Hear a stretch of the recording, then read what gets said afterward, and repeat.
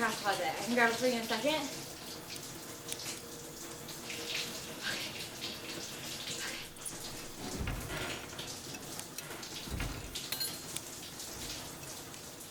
No, I'll get it, okay?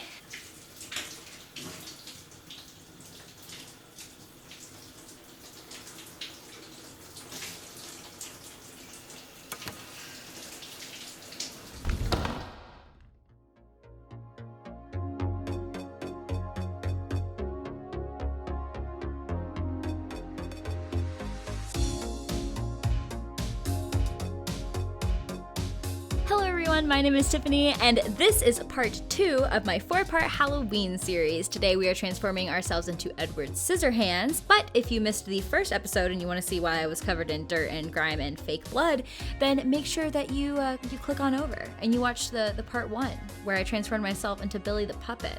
Alright, tutorial time. So I'm starting things off by popping in my blackout contacts. I wanted to go ahead and get these in before I did makeup. I'll have the exact ones that I used linked down below. I do have a referral link with Gothica, so make sure that you check it out. I do want to say that my camera was struggling with focus this entire time, so I'm sorry that you're just going to see the focus constantly moving. Anywho, first step is we're going to go ahead and we're going to block down our brows. So to use this, I'm using an Elmer's glue stick, a little spatula, and some water. First I grab a spoolie and I brush out my brows just so that way they're laying nice and flat, and then I take a tiny amount of that Elmer's glue on my spatula and run that through my brows.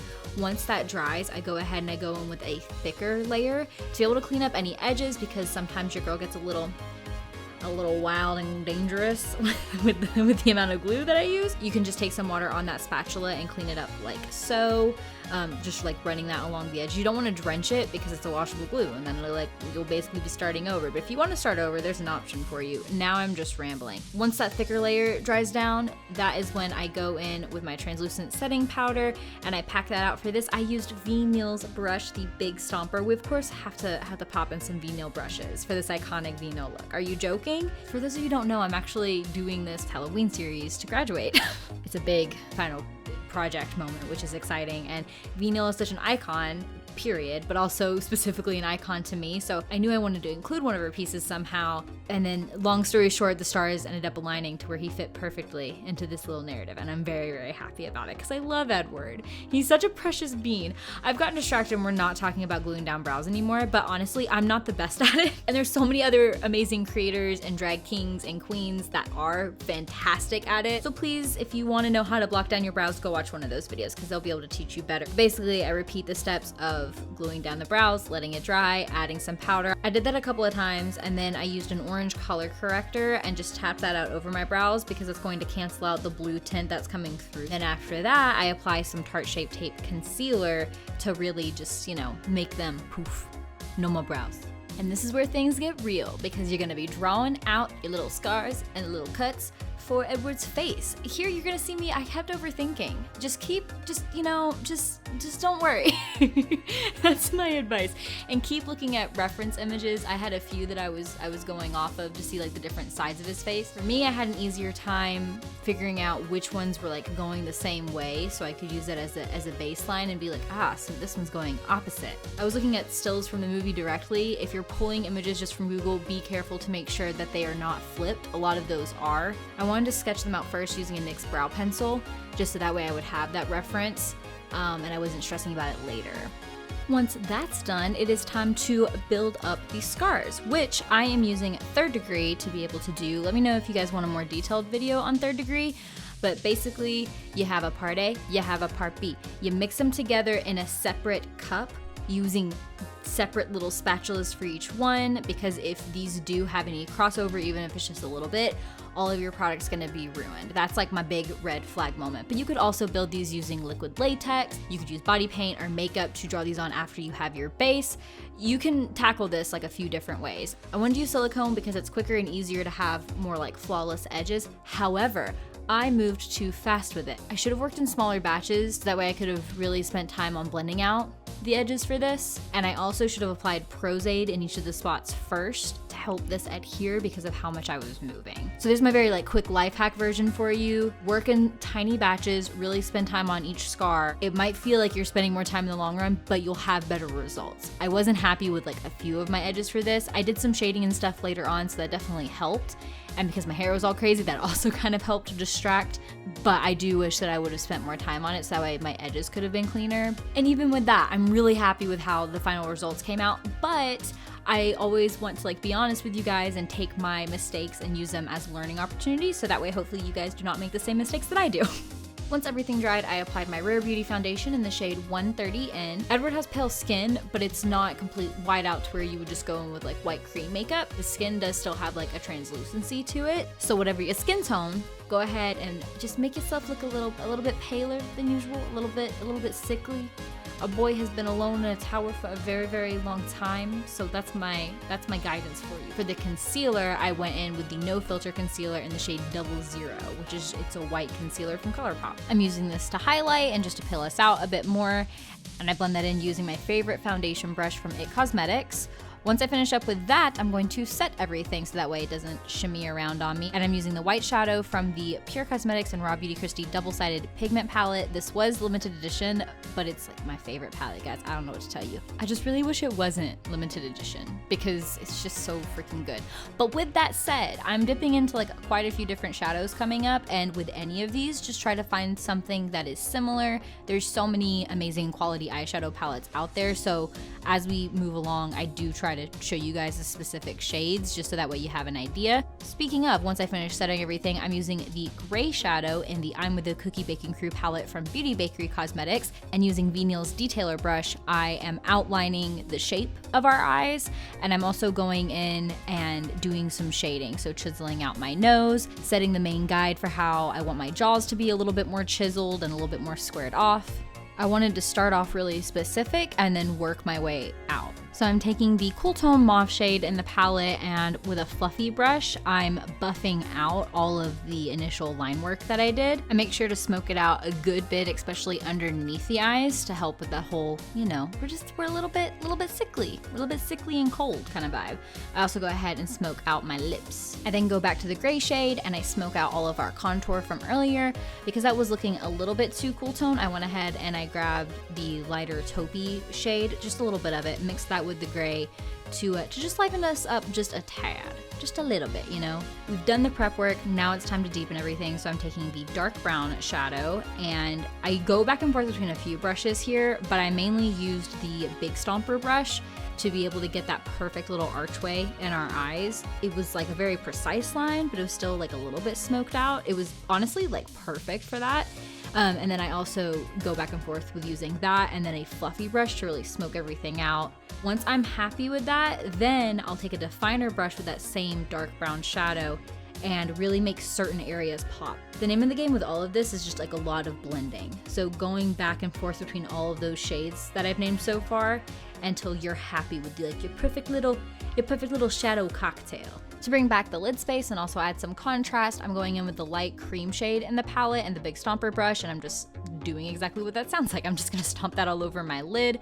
I also bring that underneath, like in my waterline as well. This helps make our eyes look even like more big and round. That was looking a little bit too alive, so then I went in with the white shadow and a little like bullet blender brush, and I dusted that all along where I put the light cream shadow. Finishing up the eyes, we are going to define our lash line. Again, this might seem kind of unnecessary, but this is just an extra step that we can take to make our eyes pop a little bit more. I'm using a definer brush and the brown shadow, and I'm stamping that along my lash line. After that, you can go back in and make sure that everything's looking nice and blended one final time, and then mixing things up, we are going to flip to the other side of this palette, and we're going to take like the teal shade in it, mix that with a little bit of the brown, and we're going to bring forward that one little spot that Edward has on his face. It's like a little like blue gray toned spot. I think it's meant to be a little scar that's like kind of healed over. I'm not entirely sure though. but I know it has more of a blue tone. So we go ahead and do that. And then there's one other spot like on his forehead that I do that with as well. Now we are officially returning back to our little cuts and scars. I'm going to be using the Skin Illustrator. It's a 99% alcohol palette. If you do not have an alcohol palette, that is totally a-okay. You could do the same thing using like liquid lipsticks or body paints. Within the palette, I dabbled between like quite a few colors. For the edges of the scars, I used the pastel yellow and the light mauve to kind of blend everything together with my skin. And then I specifically used the capillary color to be able to outline the few cuts that look a little bit fresher. So like the cut on his lip, there's one off to the side. I also used the shade Red Rum, mixed that with the light mauve and the pastel yellow to create some shading, as well as with the dark mauve. I used a little bit of like light sienna. I mean, I really just kind of played in this entire palette to shade and highlight the areas that I saw fit. I also used cool tone and capillary on those couple of spots that looked like they were potentially healing on Edward. Moving on to the lips, I'm taking the NYX Cosmetics, I believe it's called Soft Mauve lip liner, and it's basically the lip liner version of that mauve shade that we were using on our eyes earlier. I use this just to set the main outline of the lips and to go ahead and add a little bit of a fade. And then I was so excited whenever I realized how perfect this lip liner was. I'm using the I Love Sarah II and ColourPop collaboration Mamacita liner, which is this perfect, like warm, plummy shade. One, I love the lip liner, and I just did not realize how perfect it was gonna be for Edward. So with it, when creating the shape for the lips, it's like I want my little mouth to be a perfect little O without me even having to make a face. That's kind of the energy that you want. But then for the top of the lip, I make these two little peaks, like they're just two little mountains hanging out. Carries on the same upward trajectory that we have going on with our whole eyebrow situation. Very Tim Burton-esque, if you will. To blend the lips, I smudge everything with my finger, and then I also, you already know, I returned to our shadows we were using earlier, and I use a bullet brush and a fluffy brush to smoke everything out. Do you guys like my song? I thought that was pretty good. I mean, I know it's hard to believe, but like I did just write that myself just now. I'm gonna curl my lashes a little bit, but like just barely, and then I'm gonna take this brown mascara from ColourPop and just run that on my upper lashes. Edward has darker hair, and I wanna make sure that my lashes blend with everything. I then return to my Skin Illustrator palette, and using those alcohol paints, I bring back the highlights on my lips, and then make sure that like the cuts and everything still look nice and fresh. I'm gonna go ahead and pop on my wig cap and wig, which I will have both linked down in the description with my Amazon affiliate link. Oh my gosh, look at us go. And taking the black shadow from my Morphe X James Charles Artistry palette, I'm using a fluffy brush to stamp along my hairline. This is not a lace front wig, and so doing this is gonna help create the illusion that everything is blending and that this is really my hair. Also protects me in case the wig shifts or anything, so that way my blonde hair is not peeking through. As the final touch for the makeup, I stamp the black shadow on the center of my lip to create some dimension. That's everything for the makeup, you guys. However, we've not talked about the wig, we've not talked about the scissor hands that I made, we've not talked about the neck piece or anything like that. I recorded all of that footage though, and I was gonna include snippets of them, which I mean, you're seeing snippets now, but I was gonna like at least talk about how I did them within this tutorial, but that was gonna make this like an hour long at least. For the costume, I thrifted the top and the pants. I found the $4 suspenders at Walmart, and I cut them, put them together with some safety pins, and then I made the neck piece and the other neck piece that looks like it's like actually part of his outfit. I made all of that. And I was crying hysterically because I was watching Stranger Things for the very first time. So it's just like really quality footage. So if you want to see it, let me know. I also have everything for the scissor hands, every painful little moment. Y'all, that ended up taking me a week. And not just like, oh, I'm gonna work on this for an hour or so every week. I don't know what I'm doing, and so it literally took me a full week. It was an effort, let me tell you what.